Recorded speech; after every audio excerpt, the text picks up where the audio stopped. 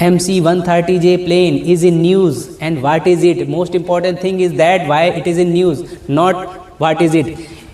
Why it is in news? Because Iran की IRGC force कह रही है कि हमने इस प्लेन को शूट डाउन किया है नियर इस्फान न्यूक्लियर फैसिलिटी, जो कि जहाँ पर ये शूट डाउन किया गया है न्यूक्लियर फैसिलिटी के बीच की दूरी जो है केवल 25 किलोमीटर है, जबकि जहाँ पर जो पायलट गिरा था वहाँ की दूरी इस्फान न्यूक्लियर फैसिलिटी से 200 किलोमीटर दूरी है।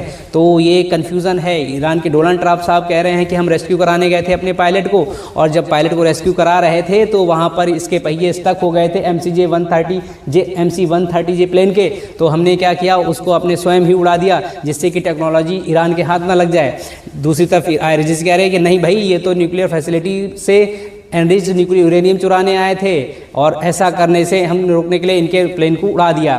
साथ में ब्लैक हॉक भी गया था, जो क्या करता है वहाँ किसी भी पर्सनल को, किसी भी छोटी सी टुकड़ी को रेस्क्यू करके निकाल ले जाता है एनिमी एरिया से। तो वो ब्लैक हॉक भी इनका प्लेन गया था, तो वो तो बच गया है या उड़ा दिया गया पता नहीं, लेकिन MC-130 के 2 प्लेन उड़ा दिए गए। एक प्लेन की कीमत $100 मिलियन है, इसका मतलब $200 मिलियन इनके ख़त्म हो गए।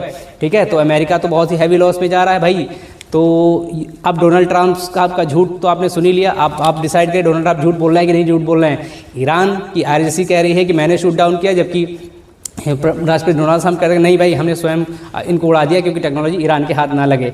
So you can Google it, और आप सर्च कर सकते हैं कि क्या गलत है क्या सही है। बट ये शूट डाउन हो गया है, और ये लॉकहीड कंपनी के द्वारा बनाया जाता है, लॉकहीड कंपनी के द्वारा बनाया जाता है। और लॉकहीड कंपनी कई इनके एयरफोर्स के प्लेन बनाती है।